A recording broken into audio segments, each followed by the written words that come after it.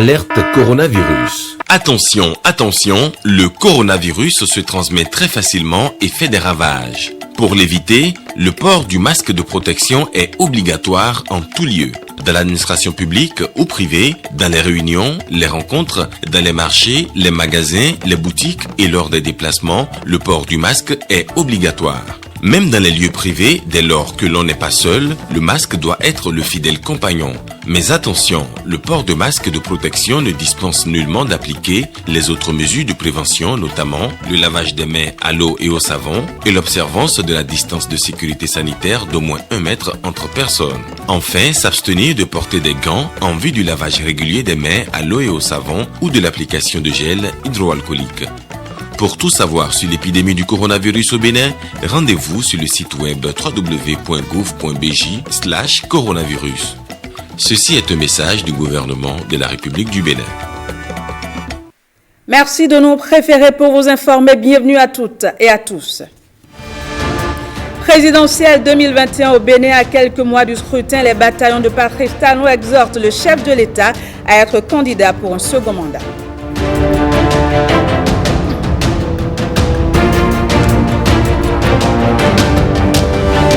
Bonne nouvelle pour l'économie nationale. Des statistiques de la Banque mondiale révèlent que le Bénin passe de la catégorie des revenus faibles à celle des revenus intermédiaires.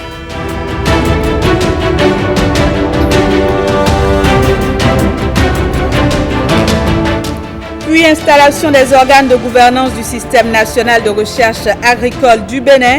Ghislain Koga et Bénédicte Kwassou nous feront le point de la cérémonie dans un instant.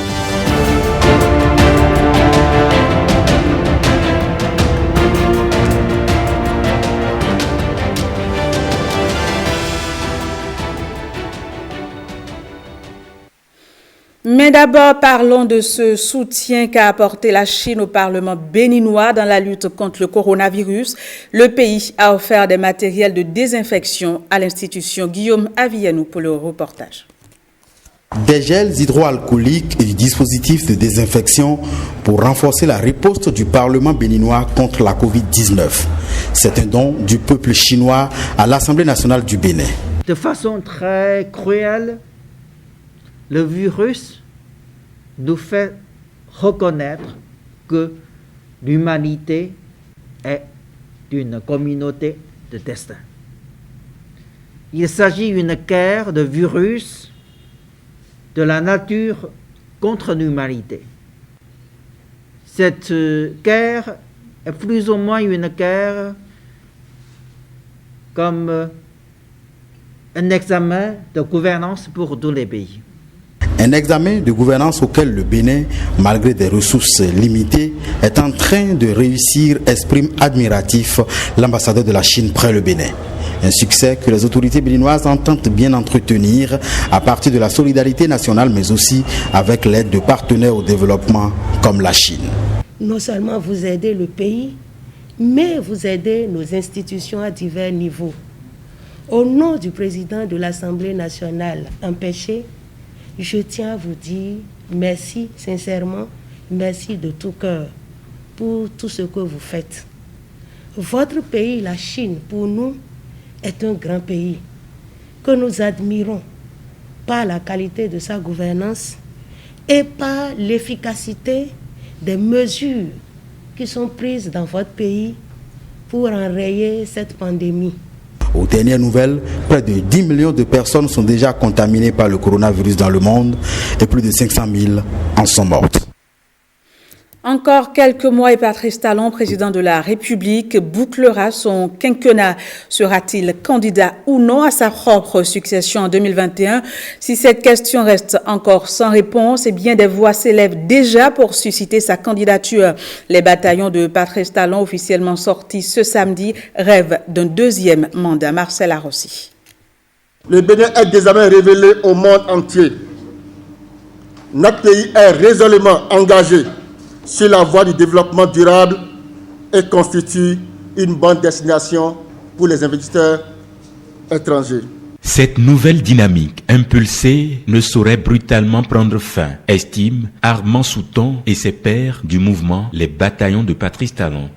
À l'entame de la cérémonie qui consacre ce mouvement, compassion et reconnaissance s'invitent. Permettez-moi en ces circonstances de souhaiter un prompt rétablissement aux personnes infectées de la COVID-19 et présenter nos sincères condoléances aux personnes endeuillées. C'est aussi le lieu de remercier son Excellence, M. Patrice Talon et son gouvernement pour les mesures appropriées prises pour endiguer la crise sanitaire et surtout les appuis financiers à l'endroit des différentes couches sociales et entreprises. Comme tous les Béninois et non-Béninois, ces élites sont témoins du nouvel envol que le Bénin a pris depuis 2016 et sont fiers de le raconter. Des réformes structurantes, des réalisations infrastructurelles, des performances économiques avec des annotations des organismes internationaux, des mesures de rationalisation des ressources de l'État, la dématérialisation de l'administration publique, la bonne gestion des finances publiques, la lutte contre la corruption et des innovations majeures dans maints domaines sont devenues la norme au Bénin. L'exécution formidable du programme d'action du gouvernement à travers les travaux d'asphaltage, la disponibilité de l'eau potable pour tous, la fin des délestages, l'éclairage des grandes villes du Bénin, ainsi que l'assainissement et l'aménagement des voies, les réalisations professionnelles et aux normes infrastructurelles, l'accroissement de la production cotonnière, la restitution de l'économie béninoise à travers la mise en place de nouvelles filières agricoles, l'adoption de la nouvelle politique de l'emploi et le démarrage prochain du programme spécial d'insertion de 2000 jeunes diplômés sont autant d'actions engagées par le gouvernement de la rupture avec à sa tête son Excellence, M. Patrice Talon. Des réalisations aussi émouvantes que séduisantes que les Béninois ne voudront certainement pas voir s'arrêter de sitôt. Nous, peuples, exigeons du président Patrice Talon sa candidature aux élections présidentielles de 2021 et lui promettons de le soutenir afin qu'il soit réélu au premier tour KO. Ces jeunes, venus de différentes couches socio-économiques du Bénin, appellent simplement à la continuité des œuvres incontestables, disent-ils, de développement. Il a réussi à fixer notre pays sur la table des grandes nations du monde. C'est pourquoi notre credo au sein de ce creuset est de lui demander d'accepter la main tendue de Dieu. Le peuple béninois le lui demande. Ce peuple à qui il s'est révélé et ce peuple qu'il a révélé. L'engagement est total.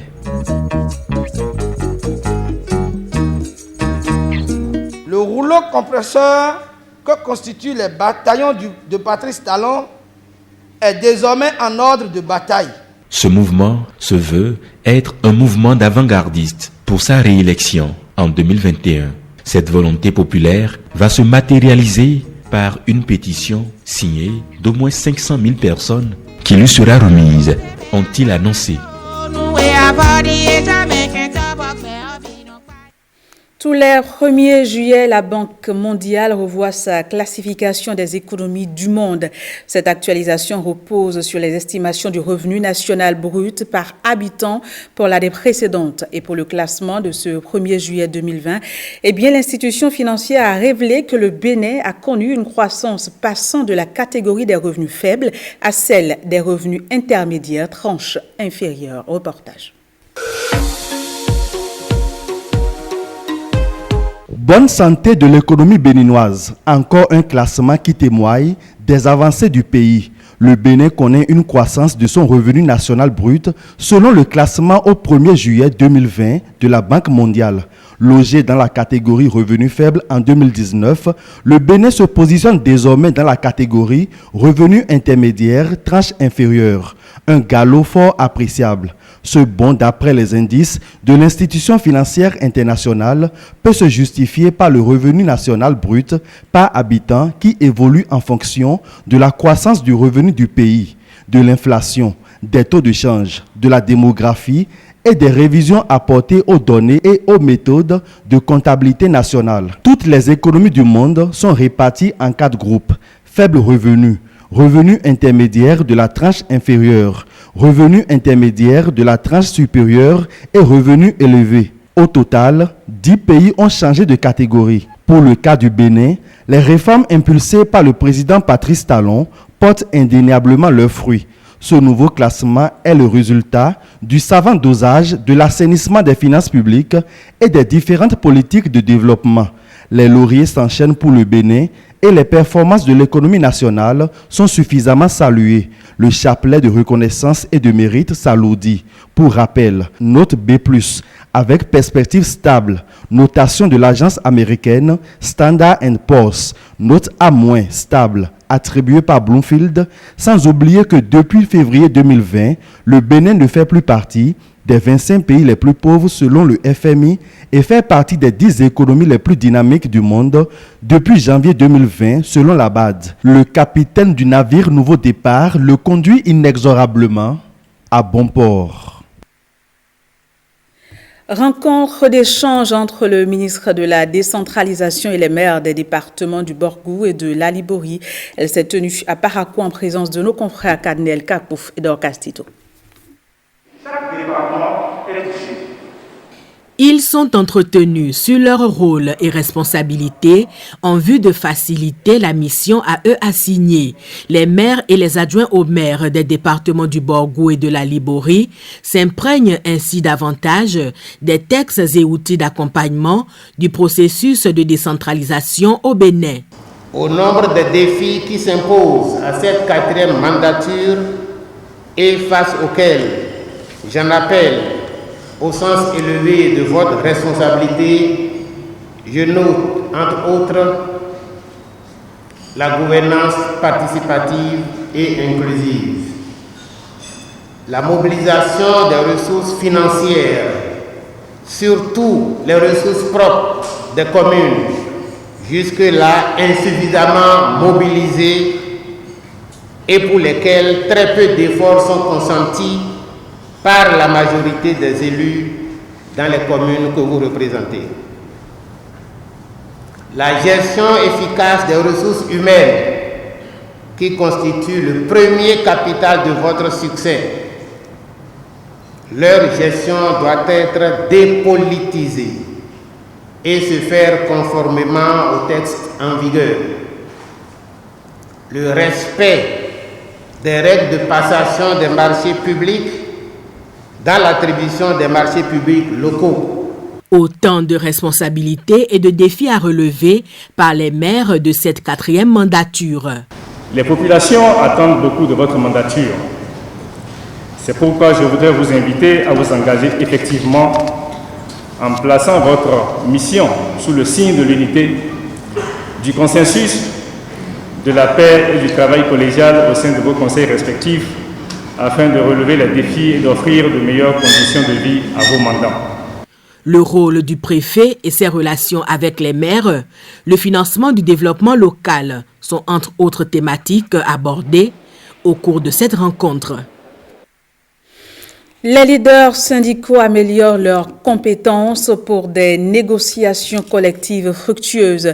Ils se sont adonnés à l'exercice au cours d'un séminaire de formation de 3 jours. Celui-ci a été initié par le comité de gestion des fonds des organisations syndicales. Regardez. Le dialogue social et les négociations collectives sont des moyens qui permettent aux travailleurs et surtout à leurs syndicats de venir à bout de certaines difficultés liées aux conditions de travail et de vie des agents. Mais une bonne négociation s'apprend. C'est conscient de cette réalité que le COGEFOS, comité de gestion des fonds des organisations syndicales, outille les leaders syndicaux sur les types de négociations et les comportements d'un bon négociateur. Pour être efficace, les négociations collectives doivent être gagnant-gagnant, aussi bien pour les décideurs gouvernementaux, pour le patronat, que pour les travailleurs que nous représentons. Cela exige que nous y soyons préparés et bien préparés. Pour ce faire, nous ne devons point cesser d'affiner nos connaissances et d'apprendre, car la vie est une école où on ne décerne pas de diplôme, mais où on ne finit jamais d'apprendre. Les participants à cette formation de Dassa sont des représentants syndicaux venus de tous les départements du Bénin. Ils approuvent l'initiative pour des négociations fructueuses. Ce séminaire vient à bon point dans la mesure où nous voyons que les négociations que nous faisons, généralement, il n'y a pas pour autant de résultats, de retombées que nous travailleurs, nous espérons. Alors nous avons dit, il faudrait encore renforcer nos capacités en matière de négociation collective. Le syndicat, c'est les stratégies pour faire satisfaire les revendications. En syndicalisme aussi, il n'y a pas de génération spontanée. C'est quand vous apprenez que vous savez faire. Et quand on parle de négociation, on ne naît pas négociateur, il faut apprendre. L'employeur et le travail ne sont pas des ennemis. Ils peuvent collaborer pour le bien de l'entreprise. Nous, Confédération, nous pouvons collaborer avec un gouvernement pour aller dans le sens du développement de notre pays. Et ça passe par le b.a.-ba de négociation. Dialogue social et négociation collective à l'ère de la rupture. Les étapes de préparation des négociations collectives sont entre autres communications qui seront données au cours de ces 3 jours de formation. Je vous l'annonçais en titre, les organes de gouvernance du système national de recherche agricole du Bénin sont officiellement installés. La cérémonie d'installation a eu lieu ce vendredi à l'Institut national des recherches agricoles. Je vous installe, membre du comité d'orientation et de suivi et membre de la cellule de coordination du système national de recherche agricole du Bénin. Ils peuvent désormais exercer leurs fonctions au sein des structures dont ils sont membres. Le ministre Gaston Dossoui de l'Agriculture et de la Pêche vient ainsi d'installer les membres des organes de gouvernance du système national de recherche agricole du Bénin. Ils sont connus à l'issue d'un processus électoral. Au niveau du comité d'orientation et de suivi, a été élu président M. Adam Arantiédé de l'Université d'Abomey-Calavi.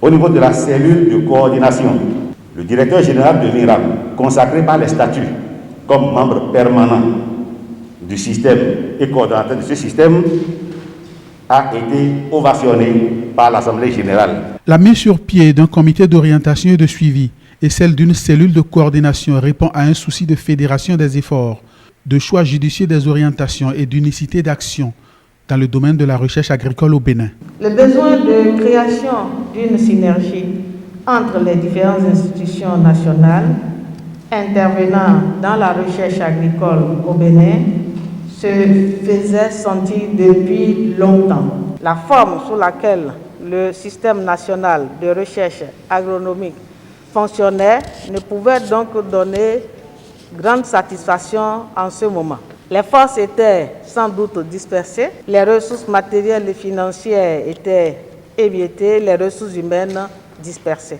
Des doublons s'observaient sans doute et l'insuffisance de visibilité sur les rares résultats attendus.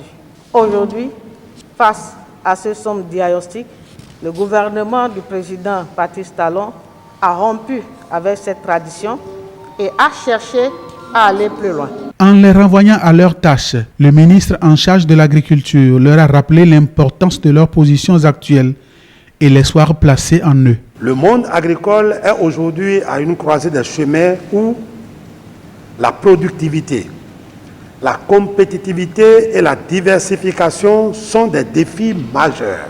C'est conscient des enjeux y afférents que le gouvernement, dans son programme d'action 2016-2021, Bénin révélé, a mis un accent particulier sur la transformation du secteur agricole pour en faire un puissant levier de développement.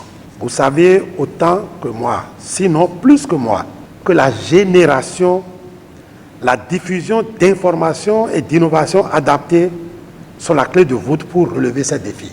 À cet égard, vous êtes mobilisés très tôt pour élaborer le programme national de recherche agricole afin d'accompagner la mise en œuvre avec succès du programme d'action du gouvernement. Le président du comité d'orientation et de suivi, au nom des 2 organes, s'est engagé pour l'accomplissement correct de leur mission.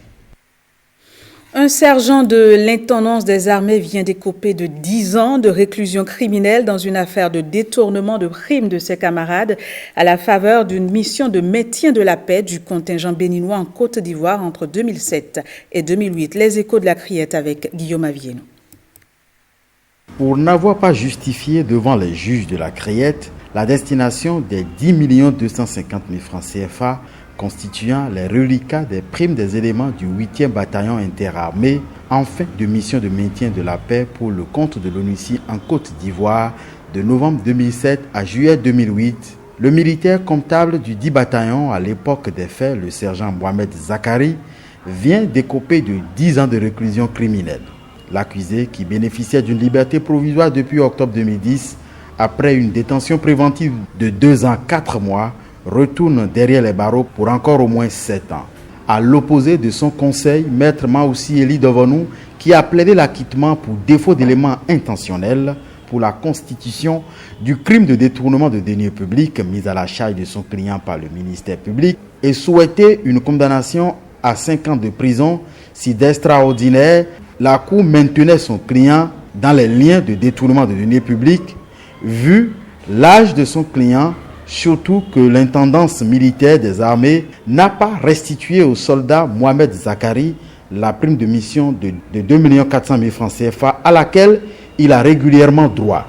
À l'opposé donc du conseil de l'accusé, l'avocat général Célestin Ponon a démontré à partir de l'enquête de moralité et du test psychomédical peu favorable à Mohamed Zakari que le crime de détournement de deniers publics est bien établi puisque en sa qualité d'agent public, Mohamed Zakari ne devrait donc pas prendre des libertés avec l'argent du contribuable béninois.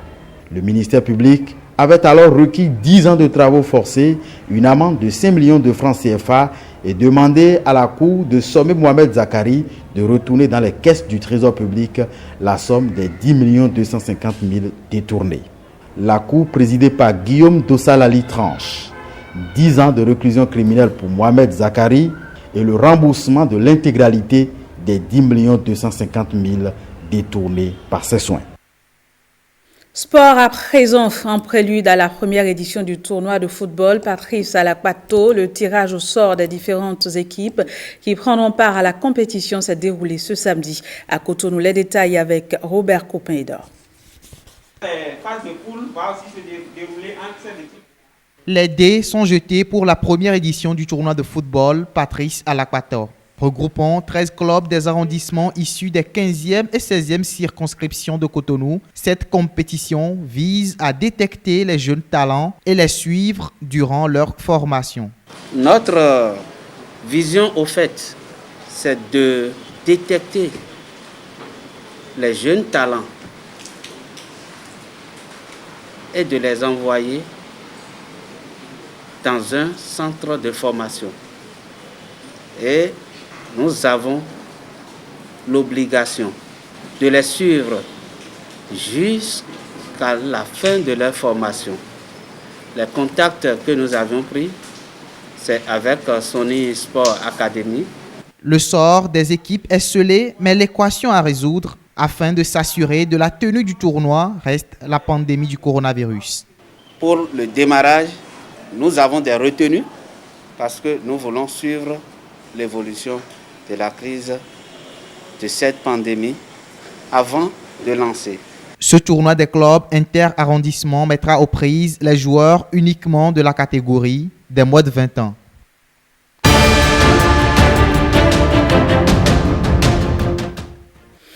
Direction la France où un immeuble en plein centre de Paris a pris feu. Bilan, un mort, 2 blessés graves et 10 personnes légèrement touchées. Les raisons de l'incendie restent pour l'heure inconnues. Nous ferons également un tour à Londres où l'ambiance est plus détendue. Les Londoniens retrouvent leur bière perdue depuis 3 mois à cause du confinement. Vous l'aurez compris, on fait le point de l'actualité internationale avec Jérôme Mumba.